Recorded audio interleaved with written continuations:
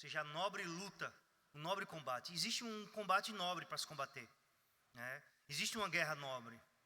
Nem toda guerra ela é ruim, né? Mas existe um combate nobre a se combater, né? E certamente existem as batalhas de Deus que nós somos chamados a guerrear, a combater, confiando nele. Mas não é fácil quando se está passando por essas batalhas. E Josué, ele deveria lembrar, ele diz a mesma coisa lá no capítulo 1, é dito aqui: não tema, porque eu vou te entregar todos esses reis. E não era pouca coisa, porque era a coalizão de 5 reis, vamos dizer assim, que até agora, no livro de Josué, foi o exército maior, né? Foi a ameaça maior, que Josué lutou contra a cidade de Ai, contra a cidade de Jericó.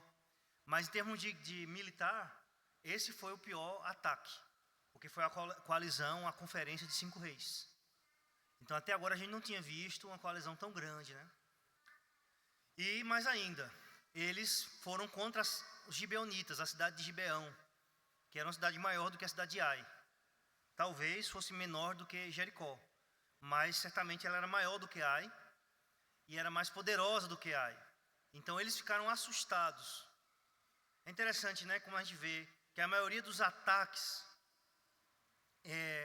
ou eles vêm realmente porque é uma obra de Deus, é algo que Deus mandou fazer, como é o caso aqui, ou eles vêm por medo, né?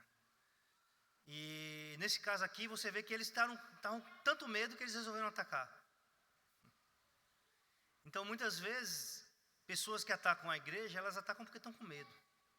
O inimigo ataca por ter medo da igreja, tem medo do avanço da igreja. E aqui é o caso desses inimigos aqui do povo de Deus. Eles atacaram, mas eles estavam com medo, né? Então muitas vezes as pessoas atacam por aquele instinto de defesa, por estarem muito na defensiva. Uma pessoa que está muito na defensiva, ela ataca. E às vezes a gente pode confundir esse ataque com coragem, e não é, é medo, né?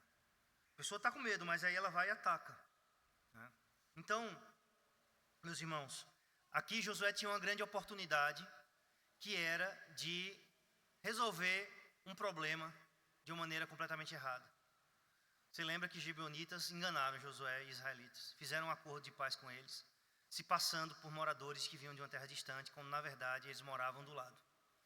Eles enganaram, fizeram um acordo, fizeram os israelitas jurarem, e depois de jurarem, eles tornaram obrigados, para não quebrar a palavra que deram, um juramento no Senhor, pelo nome de Deus, a firmar aquele acordo para sempre. Mas houve aquela maldição que Josué colocou: vocês vão ser escravos, ninguém vai matar vocês, vocês vão viver entre a gente, mas vocês vão ser escravos, e vão carregar lenha, cortar lenha e carregar água, para o templo do Senhor. Foi uma maldição com um privilégio, né, Paulinho?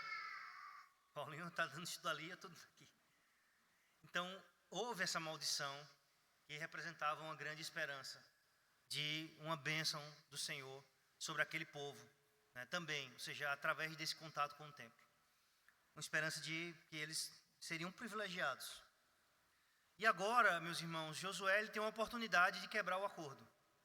Por quê? Porque vê nessa questão aqui que os gibeonitas seriam destruídos, né? 5 reis contra uma cidade de Gibeão. Gibeão vai e pede socorro.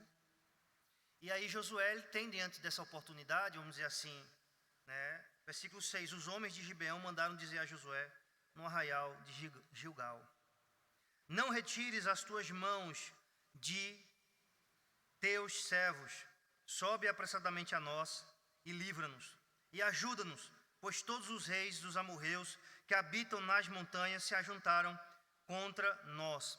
Então todos, né? Então era uma grande oportunidade de Josué agora, era de se livrar dos gibeonitas. Ele poderia raciocinar: fizeram um acordo errado, nos enganaram, nos obrigaram, a gente jurou, mas agora eles estão com a corda no pescoço. Vamos deixar que eles se destruam, não é? Certamente isso seria pecado da parte de Josué, porque o acordo era aquele acordo, vamos dizer assim, de suzerania e vassalagem. Ele era o protetor daqueles gibeonitas. Então, eles não podiam fazer isso. Mas ele poderia ter caído nessa tentação, né, de se livrar desse problema, né? Como nós também podemos, diante das oportunidades que Deus nos dá de ser fiel a Ele e vermos a glória dele acontecer em nosso meio, a gente também tem essa mesma tentação, né, meus irmãos, de sermos infiéis, ou de ver uma oportunidade de se livrar do problema. Rapaz, aquela pessoa me fez mal, me prejudicou, agora eu vou deixar que aquela pessoa se dê mal, né? Agora eu vou deixar que ela arque com as consequências, né? E ao invés de ajudar, né, ao invés de ser leal, né, de orar pela pessoa, de ser fiel como um irmão em Cristo Jesus, podemos achar nas oportunidades de Deus glorificar o seu nome, acharmos oportunidades para nós nos livrarmos de empecilhos, de problemas, ou de algo que pode nos causar algum alívio. A gente achar que pode se livrar de um problema. E Josué, ele atendeu, né, meus irmãos, aquele pedido. E a gente vê isso no versículo de 7 ao versículo 11. Então subiu Josué de Gilgal, ele e toda a gente de guerra com ele, e todos os valentes. Então todo o exército subiu em auxílio no chamado dos gibeonitas. Eles não esqueceram, eles cumpriram aquele acordo, né? E eles subiram para defender os gibeonitas. Ele poderia dizer, problema de vocês, mas não seria a resposta de um homem de Deus. O problema é nosso. Vamos juntos resolver esse problema. Então essa foi a resposta de Josué para os gibeonitas, né, para os gibeonitas. Nós não vamos deixar vocês sozinhos. Disse o Senhor a Josué, não os temas, porque nas tuas mãos os entreguei. Nenhum deles te poderá resistir. Mais uma vez Deus repete a Josué aquilo que ele havia dito no capítulo 1, versículo 5, salvo engano. Não te mandei eu ser forte e corajoso? Mais uma vez Deus manda a Josué, não tema, porque eu te entreguei. Meus irmãos, existe uma diferença muito grande aqui para o capítulo 9, porque no capítulo 9 Josué não consulta ao Senhor. Ele faz um acordo com os gibeonitas, sem consultar a Deus, e é enganado. Aqui não, aqui nós vemos que ele consulta ao Senhor, e aqui nós podemos ver uma resposta do Senhor a essa consulta. O que acontece aqui com quase toda certeza, porque senão seria realmente Josué não iria ter sucesso. Então eu posso dizer com certeza, 100% com certeza, é que Josué consultou ao Senhor. E aqui nós vemos no versículo de número 7, 8, uma resposta de Deus a essa consulta. Senhor, o que devo fazer? Certamente Josué tinha que ir. Tinha que ir. Mas, no mínimo, ele deve ter orado ao Senhor, pedindo a bênção do Senhor sobre isso. Que ele orou ao Senhor, isso está claro no final. Que ele orou ao Senhor está claro. Ele não tinha, certamente, outra alternativa a não ser ir. Mas que ele orou ao Senhor está claro. E Deus reafirma a ele algo que Deus já tinha dito, mas é preciso, né, ouvir novamente. Porque nossa tendência é ao medo, a nossa tendência é a desesperar, a nossa tendência, nós somos fracos. E nós precisamos ouvir do Senhor novamente a mesma promessa, as mesmas palavras. Aquilo que nos traz à mente, que nos dá esperança, não são coisas novas, mas é algo que Deus já falou na sua palavra. Eu quero trazer à memória aquilo que me dá esperança. E Deus repete novamente a Josué. Versículo 9, Josué lhe sobreveio de repente, porque toda noite veio subindo desde Gilgal, desde o acampamento onde eles estavam. Gilgal era perto de Jericó. E Josué veio subindo toda noite, né? Então, nesse terreno que era uma subida, né, Josué usou da noite para apanhá-los de surpresa. Tanto que o versículo 9 diz, de repente. Ou seja, Josué usou a escuridão para ser um elemento surpresa contra aqueles 5 reis. O que nos ensina, meus irmãos, esse versículo 9, é que o fato de Deus garantir a vitória da igreja não nos exclui a prudência, a diligência, sermos diligentes, sermos prudentes. Não exclui o uso da razão, da estratégia, né? Não exclui a escolha dos melhores planos.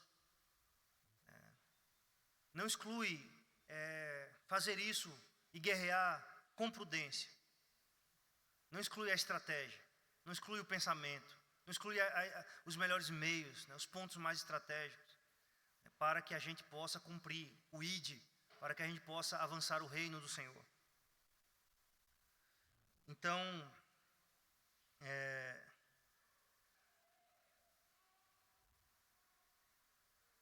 nós vemos aqui que a garantia de Deus da nossa vitória não exclui a boa estratégia e a diligência. Versículo de 10 a 11. O Senhor os conturbou diante de Israel e os feriu com grande matança em Gibeão, e os foi perseguindo pelo caminho que sobe a Bet-Horon, e os derrotou até Azeca e Maquedá. Sucedeu que, fugindo eles de diante de Israel, a descida de Bet-Horon fez o Senhor cair do céu sobre eles grandes pedras até Azeca, e morreram. Mas foram os que morreram pela chuva de pedras, do que os mortos, a espada, pelos filhos de Israel. Nós vamos voltar para esse versículo no final, de uma maneira mais detida, mas vamos avançar para o versículo 12 ao 14, o dia mais longo da terra. Versículo de 12 ao 14. Então Josué falou ao Senhor. Então veja que Josué, ele orou ao Senhor. Ele clamou ao Senhor. No dia em que o Senhor entregou os amorreus nas mãos dos filhos de Israel, e disse na presença dos israelitas: Sol, detente em Gibeão, e tu, lua, no vale de Aijalon. E o sol se deteve, e a lua parou, até que o povo se vingou de seus inimigos. Então veja, meus irmãos, que é um texto um pouco difícil, porque existe aqui uma ordem que Josué dá, à lua e ao sol, para que eles parassem. Mas ao mesmo tempo, nos diz o versículo 12, então Josué falou ao Senhor. Ou seja, Josué falou ao Senhor ou falou ao sol e à lua? Então, certamente, Josué pediu ao Senhor, ele clamou ao Senhor. Então, baseado na própria resposta de Deus, Josué deu esta ordem ao sol e à lua. Ou então, o que o texto está querendo dizer é que esse próprio pedido de Josué é uma ordem. Então veja, se o autor está dizendo que a ordem que ele deu à lua e ao sol para pararem é o pedido que ele fez ao Senhor. Senhor, faz com que essa lua e esse sol parem. E aí o autor expressou isso numa ordem. Ou se ele pediu ao Senhor primeiro e o Senhor respondeu a Josué: Josué, vá lá, eu vou fazer o que você está pedindo. Ordene ao sol e à lua que parem. E então Josué vai e ordena ao sol e à lua para que parem. De qualquer forma, foi o próprio Deus quem parou o sol e a lua. O que nos chama a atenção, meus irmãos, é que e disse na presença dos israelitas. Ou seja, Josué deu esta ordem ao sol na presença de todo mundo. Você está entendendo? Uma coisa é eu chegar aqui e eu orar: Senhor, para essa chuva. Entendeu? Sozinho. Entrar no gabinete, está chovendo muito forte. Os irmãos não podem ir para a igreja, está tudo alagado. E eu orar: Senhor, para essa chuva. Outra coisa é eu chegar aqui no microfone gravando e eu dizer: chuva, pare. E essa chuva parar. Né? Imaginem, meus irmãos, o desafio que foi para Josué dar essa ordem. Porque, em outras palavras, se isso não acontecesse, o pessoal ia dizer que esse homem doidou, não é? No mínimo. Rapaz, esse cara está doido. No mínimo, vamos dizer assim, ele ia passar uma grande vergonha. Porque ele deu a ordem e o sol continuou se movendo, ou a terra, né, que continuou se movendo ao redor do sol. Então, a possibilidade, caso não se cumprisse, de Josué passar uma grande vergonha diante de todo o povo, e ainda mais, talvez até diante dos exércitos inimigos, né, que iam ficar sabendo disso, era muito grande, era muito alta. Mas Josué se arriscou, porque ele confiava em Deus. Ele fez um pedido extraordinário a Deus. Por quê? Porque o Deus dele é grande. Ou seja, aquilo que a gente pede a Deus revela, não aquilo que a gente fala sobre Deus, revela se o nosso Deus é grande ou ele é um Deus pequeno. Então o Deus de Josué era um Deus grande. E Josué faz um pedido grande a um Deus grande.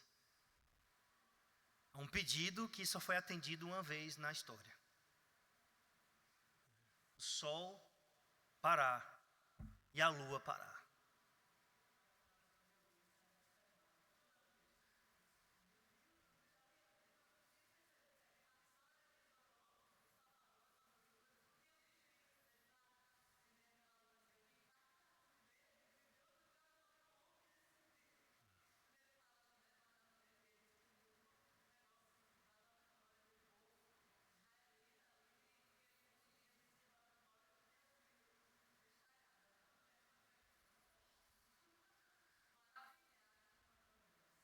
Pois é.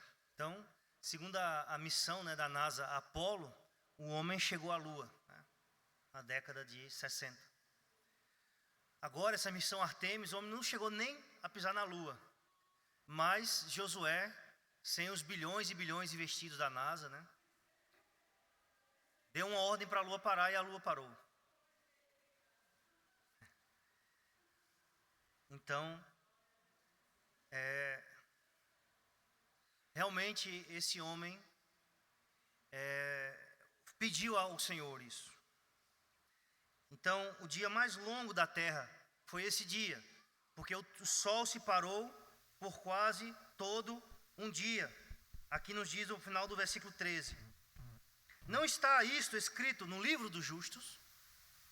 Ou seja, o que o autor está dizendo aqui, olha, essa história está lá escrita no livro dos justos, que é um livro que a gente não tem, né? Um livro extra bíblico. Ou seja, se você tem dúvidas do que eu estou dizendo, vá lá ler nesse livro. É quase como se tivesse dito assim, como Paulo disse. Olha, ele apareceu aos 12 apóstolos depois de ter ressuscitado Jesus, depois apareceu por último a mim, que não sou digno de ser chamado apóstolo porque segui a igreja do Senhor. 1 Coríntios 15. E depois de aparecer a mim, apareceu ainda 500 irmãos. Né? Então o que Paulo está dizendo é que se você tem dúvidas, eu acho que depois de aparecer os apóstolos, apareceu a 500 irmãos.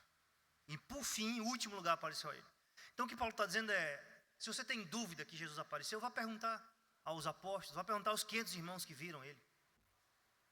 Ou seja, se você não acredita em mim, que estou dizendo a você, que Jesus apareceu a mim, vá perguntar para mais de 500 pessoas que viram Jesus. Então, o autor de Josué está dizendo isso. Olha, esse dia parou.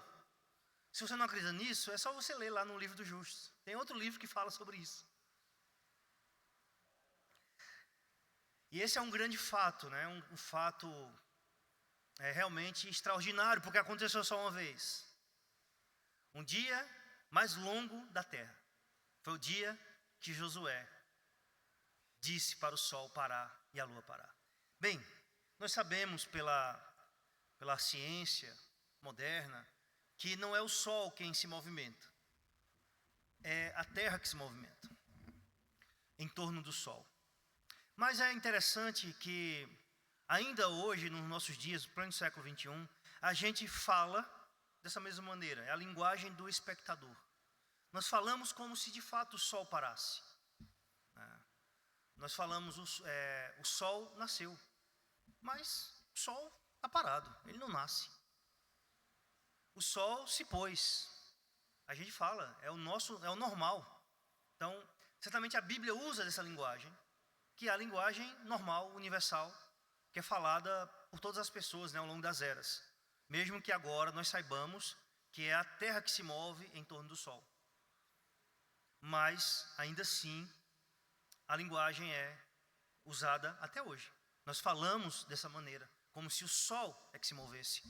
Porque do ponto de vista nosso, e a Bíblia usa desse ponto de vista, que é do espectador, de quem está aqui na Terra, observando, o Sol é que se move.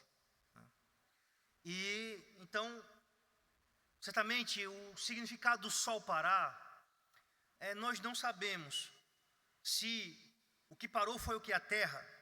Não sabemos. Porque, se a Terra parasse, imagina você vir num trem, num carro a 100 por hora, e você freia de vez. Então, todo mundo vai para frente, se não for o cinto de segurança que segura a gente, né? Então, se a Terra parasse, então todo mundo cairia. O que ia acontecer, né? Os danos que ia acontecer. Bem, certamente a Escritura não fala como foi que aconteceu isso. Mas ela fala desse milagre. O sol parou. O sol se deteve.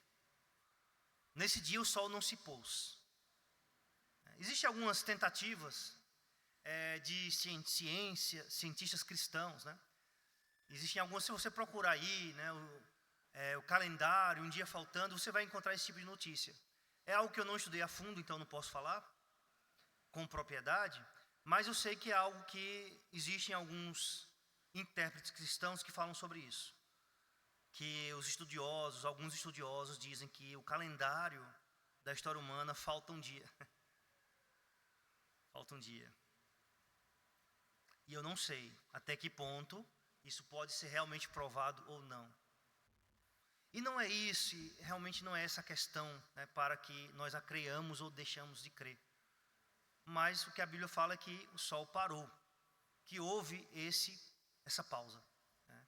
E aí alguns cientistas cristãos dizem que, segundo cálculos científicos, o calendário falta um dia, e aí ele se refere a esse dia aqui, em que foi quase um dia inteiro, e o que sobra, eles falam que foi aqueles 10 degraus no sol retrocedeu com o pedido de Ezequias. O sinal que Deus deu ao rei Ezequias. Que é justamente 40 minutos. Então vamos dizer assim, aqui foi 23 horas e 20 minutos, e os 40 minutos de Ezequias se formam um dia inteiro. Então já existe esse tipo de discussão, de debate, alguns cientistas, né, falam sobre isso. Alguns apologetas usam isso. Mas assim, eu não posso falar, porque realmente foi algo que eu não estudei a fundo para falar isso. E muito menos eu não sou da área da ciência para falar isso. Né?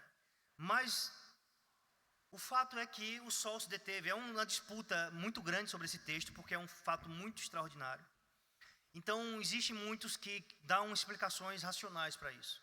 Falam de um suposto eclipse, dão vários tipos de explicação. Existem duas interpretações que são as mais, vamos dizer assim, mais feitas, não sei como é que eu posso dizer. Que é a interpretação poética, que não entende isso aqui como algo literal, mas existe uma interpretação, ou seja, aqui é uma linguagem poética usada. Então, eles argumentam que, por exemplo, o livro dos justos é um livro, segundo eles, é um livro poético, segundo esses estudiosos. E esse fato está ali, então indica a natureza poética da questão. É como se o sol e a lua tivessem ficado... É uma forma de falar, né? Por exemplo, quando a Bíblia fala assim, rios batam palma.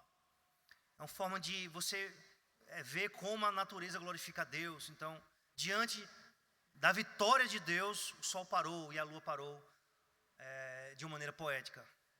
Bem, não me convence essa interpretação, porque você vai ter elementos no texto que claramente não são poéticos. Por exemplo, o fato da chuva de pedra e granizo ter matado esses homens também é poético.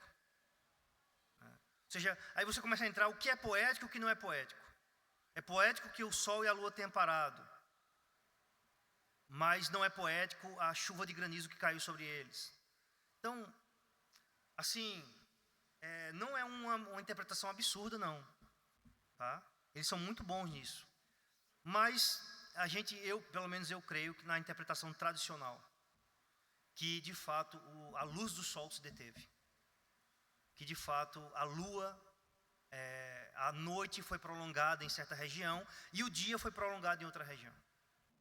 Essa é a interpretação tradicional de Agostinho, de Lutero, de Calvino, dos reformadores. E essa, eu creio que deve ser a interpretação que a gente deve adotar. O sol se deteve. Como foi isso? A terra que parou? Bem, não sei. Mas esse foi o dia mais longo que já existiu na face da terra. Para que assim o exército de Josué pudesse perseguir os seus inimigos, que usariam da noite como estratégia para se esconder, né? Para ganhar tempo na batalha, talvez para ganhar mais um dia ali, mais uma noite de descanso, para realinhar as estratégias e lutar no outro dia. Então ali, como a coisa já estava na perseguição, se caísse a noite, é diferente de hoje, que a gente anda e tem luz em todo canto, né? Naquele tempo não tinha, então imagina, caiu a noite, ninguém vê nada. Então eles usariam disso para se beneficiar. E Josué pede que Deus não deixe que o sol se ponha, para que ele continue a perseguir o exército inimigo. E Deus atende aquela oração.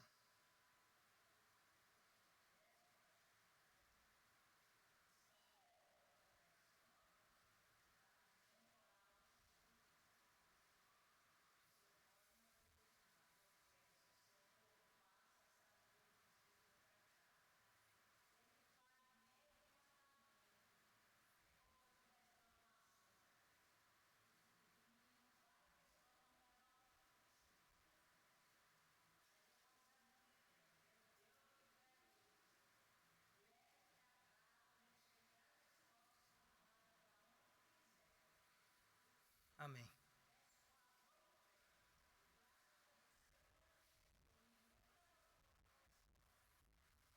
Amém. O sol, pois, se deteve no meio do céu e não se apressou a pôr-se quase um dia inteiro. Aí o versículo 14, né, arremata o dia mais longo sobre a terra. Versículo 14.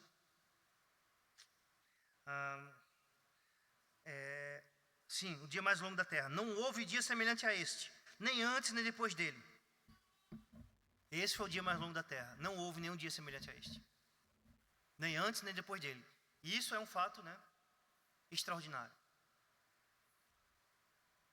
Então, essa pergunta foi a provocação no começo. Tem algo mais extraordinário do que isso?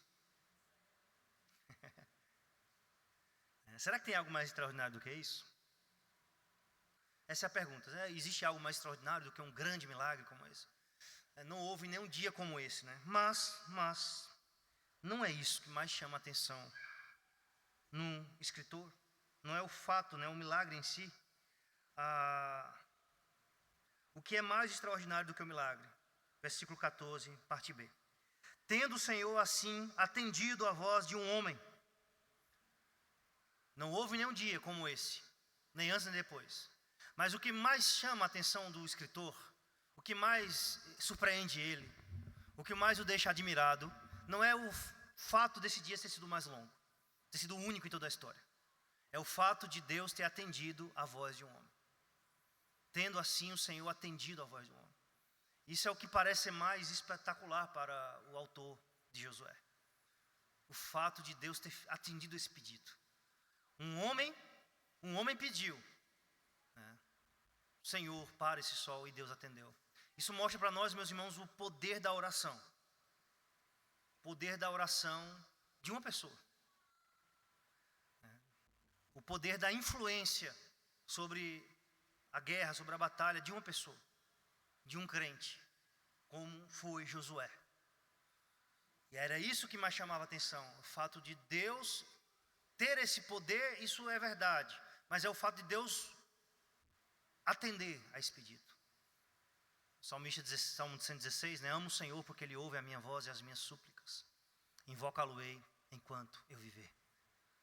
Então, esse fato de Deus escutar e responder à oração de um homem, de um mero mortal. Então isso é o que deixava maravilhado esse autor. Existem coisas mais extraordinárias do que o milagre. Ou seja, o fato de Deus ouvir a nossa oração. É algo mais extraordinário do que os milagres.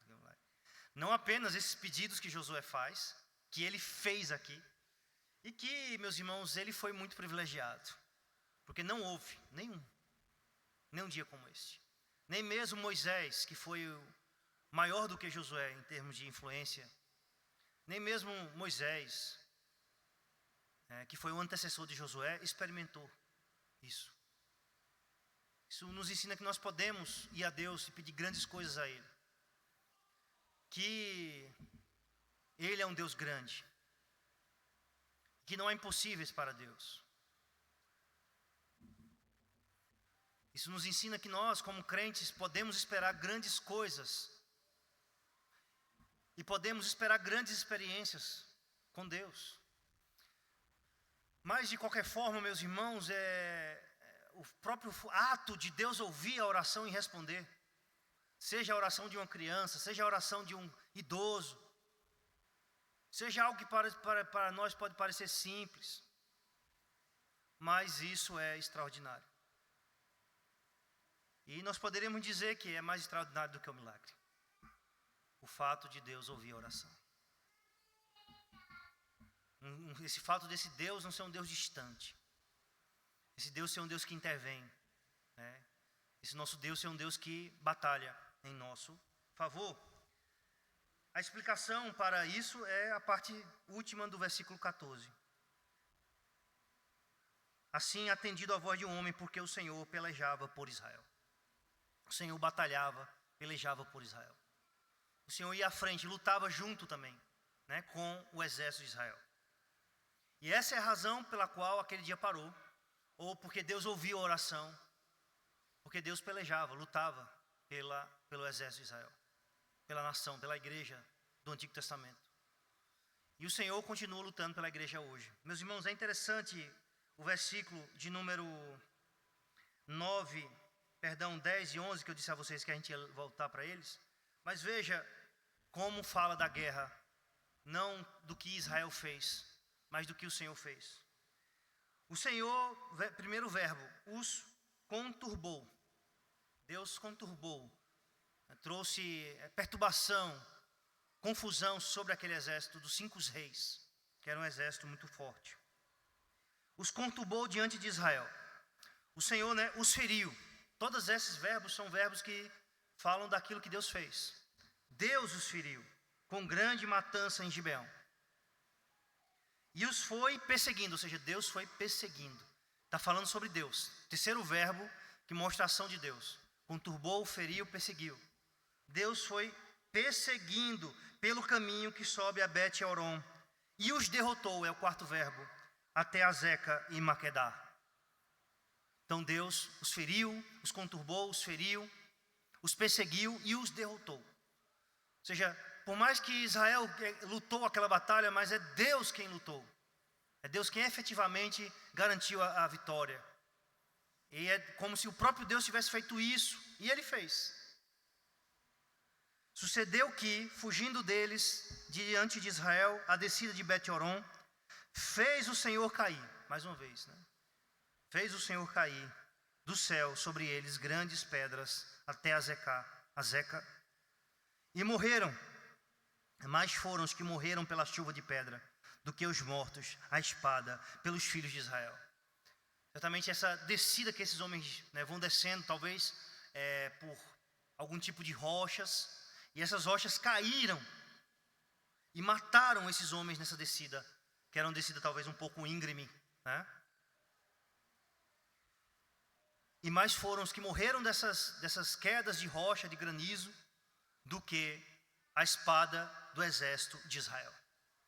Então isso tudo para mostrar que é o próprio Deus quem age e quem nos dá, né, a vitória.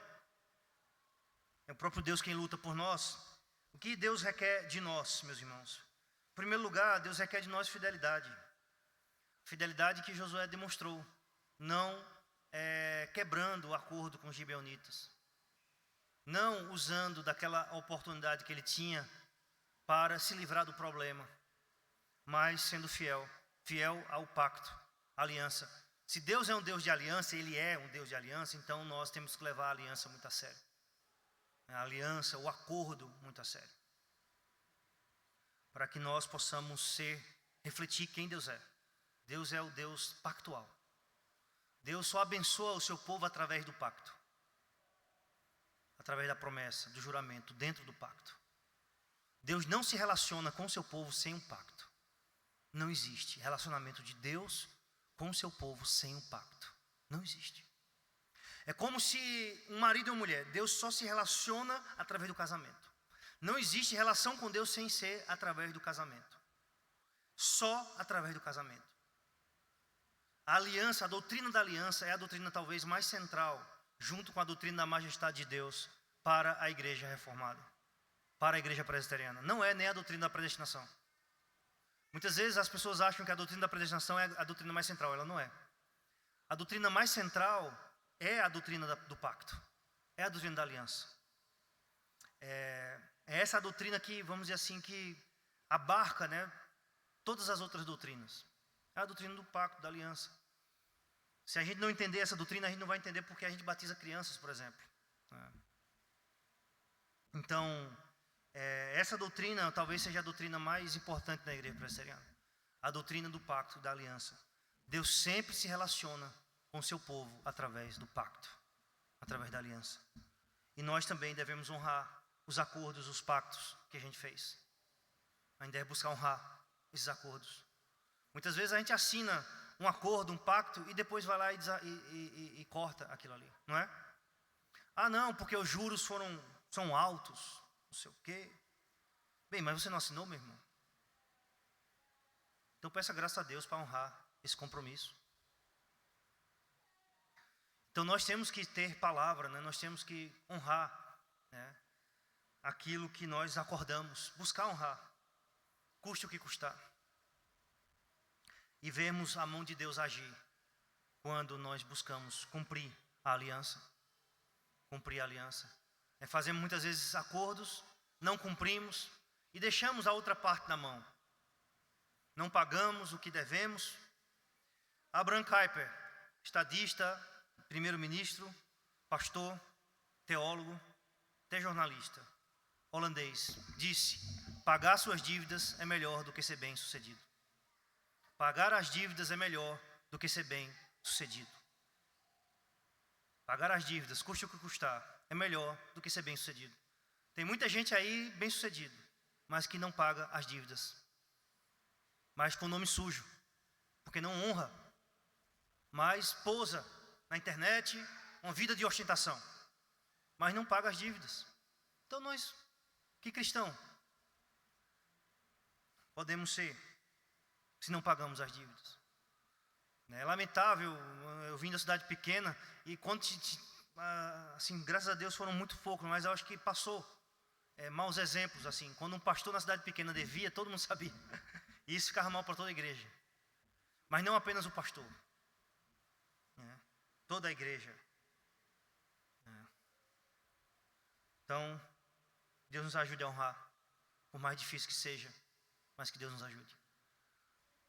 Na minha cidade, São Bento do Una, onde eu cresci, o pessoal dizia que nos anos 60, anos 70, você podia comprar em qualquer lugar, se você fosse crente, e não pagar, deixar fiado. Era o único que podia comprar assim, e deixava fiado, era o crente. Porque os comerciantes sabiam que eles iriam honrar, iriam pagar depois. Hoje em dia, se você chega numa loja e disser que é pastor, você não faz aquele financiamento. Muitos mentem, não dizem o que é, ou então mentem, porque se falar que é pastor, não faz o financiamento. Eles podem fazer para qualquer tipo de cara, se falar que é pastor, eles não fazem. Porque hoje é uma das profissões mais vistas como aos olhos é a figura do pastor. É assim mesmo, infelizmente. Então, meus irmãos, que nós possamos buscar honrar com a nossa palavra. Outra coisa que nós vemos, meus irmãos, é fé, é ousadia, confiança em Deus. Quando há o risco daquilo que nós pedimos a Deus, quando há esse risco, sabe, aí é que Deus responde. Quando nós nos arriscamos a ousar e a pedir publicamente por algo que muitas vezes temos medo, se não acontecer, e se Deus não responder, muitas vezes nós podemos ter medo, mas é quando nós ousamos, como Josué, ele fez essa ordem publicamente, e aquilo glorificou o nome do Senhor, e Deus atendeu. O sol parou, a lua parou. Meus irmãos, outra coisa que nós aprendemos também com esse texto é perseverança. Essa é a nossa resposta, perseverar. Josué perseverou, não foi? Ele não parou de atacar enquanto o sol não se pôs. Nós muitas vezes botamos muitos problemas, né, para não servir ao Senhor. Qualquer coisa é uma desculpa. Mas por que a gente não ousa como Josué? Josué ousou. Vai escurecer, vamos deixar esse pessoal ir. Senhor, faz esse sol parar. E eu não vou parar de persegui-los. E aquele sol parou, e Josué foi até o fim. Então isso nos fala, meus irmãos, da perseverança que nós devemos ter. Nós temos aprendido um livro de Josué sobre perseverança, sobre fidelidade, sobre confiança em Deus, né? Sobre confiança em Deus, né? Quando a gente se arrisca, como Josué se arriscou, dá uma ordem dessa para o sol, e aquilo ali não se cumprir, ele seria feito de chacota. Você dá uma ordem para o sol e o sol não parar. Mas ele deu e o sol parou. E jamais houve um dia como aquele. Mas ainda assim, meus irmãos, não se esqueça que o fato mais impressionante é o fato de Deus ouvir e Deus responder. A oração de um homem, a oração de um homem. Sabe, meus irmãos, Jesus é o nosso Senhor. Ele é aquele que guerreia por nós. Ele é o Senhor dos exércitos. Salmo 24, quem é o Rei da Glória? Levantai, ó portas. Sabe cantar essa, Gutenberg? Não está o teclado aqui não. Levantai, ó portas, as vossas cabeças.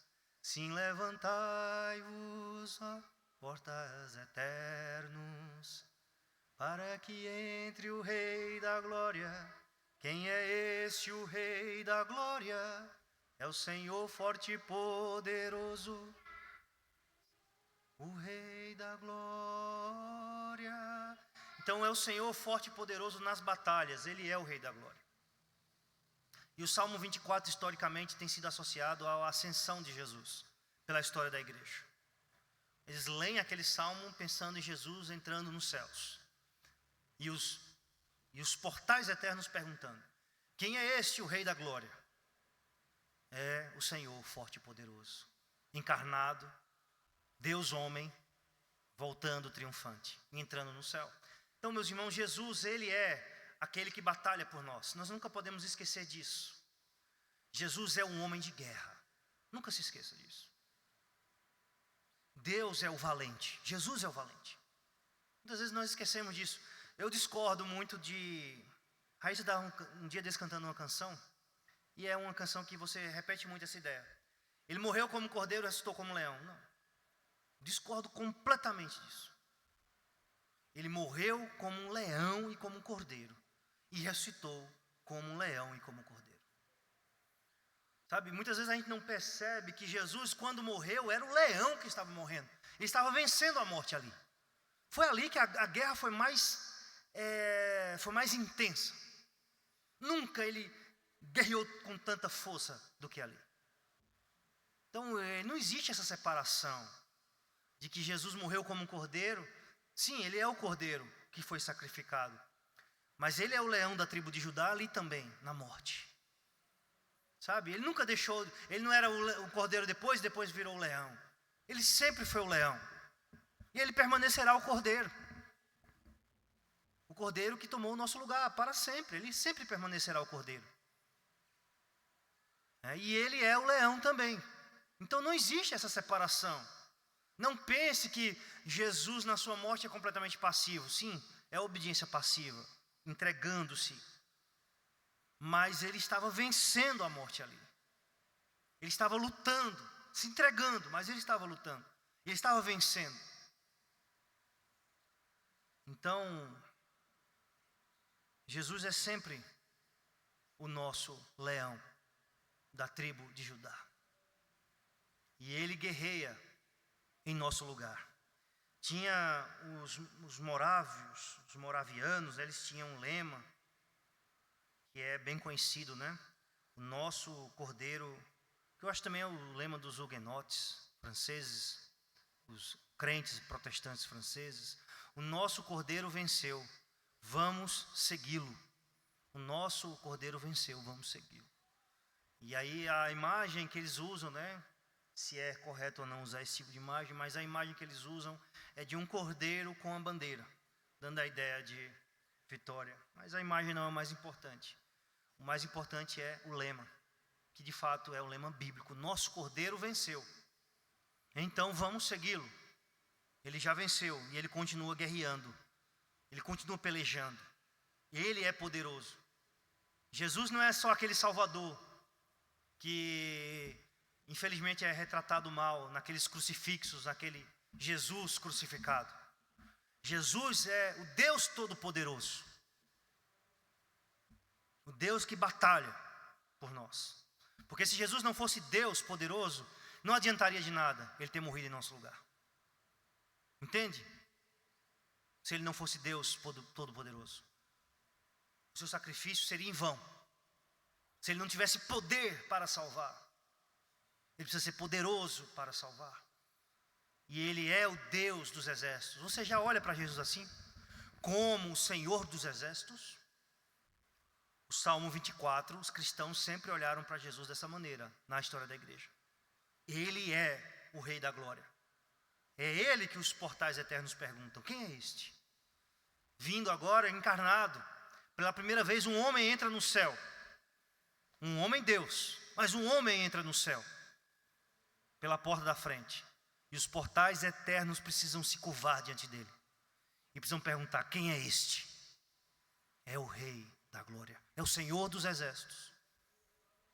É ele que entrou. E se você pensar como um Paul Washer, ele entrou ao lado de um ladrão. Que disse: Senhor, lembra-te de mim. Hoje mesmo estarás comigo. Poxa, diz que ele, quando entrou no céu, quem o acompanhava era um ladrão. Que creu no último momento. Então, meus irmãos, eu acredito no que a irmã Carminha falou.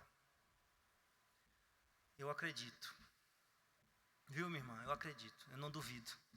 Você disse assim: você pode até não acreditar, mas eu acredito. Segunda-feira, né, domingo, a gente recebeu um convite do irmão para ir lá naquele Lagoa do Bonfim. Quem já foi aqui na Lagoa do Bonfim? Levanta a mão. A maioria. Na Lagoa do Bonfim. Aqui, voltando pela BR. E aí, choveu muito na segunda-feira. Era o feriado, na terça, né?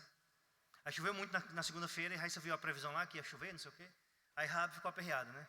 Passou o dia todinho naquele negócio, né? Quando vai criança, é aquela agonia. Aí eu sei que à noite, antes de dormir, ela orou, né? Senhor, que amanhã não chova. Daquela oração, né? Que amanhã não chova, não sei o quê. E acordou e realmente, o dia todo não choveu nada.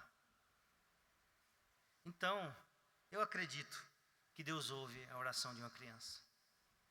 Pede para não chover e Deus não manda chuva. E a segunda-feira choveu. A terça-feira, eu não sei aqui em Natal, mas lá não choveu nada. Ainda veio umas nuvens ameaçarem, mas não caiu chuva. Então, eu acredito que a irmã Carminha falou que ora para que a nuvem passe, e a nuvem passa, e o menino vai para a escola com pés enxutos. Esse é o nosso Deus, que cuida de nós de uma maneira especial, que ouve a oração do seu povo, segundo a sua vontade. E se for para a glória do seu nome, Ele responderá, porque Ele sempre ouve a oração do seu povo com fé. E quando clama a Ele, e no momento de necessidade. Meus irmãos, alguma dúvida, alguma pergunta sobre isso? Então o sol parou mesmo, viu? Saiam daqui acreditando nisso. Sol parou. Só não me pergunte como foi isso. Mas ficou parado lá. Mas no sol de meio-dia ficou lá, parado. Não sei se foi meio-dia, mas ficou parado, ficou. Pode falar, minha irmã Marluce.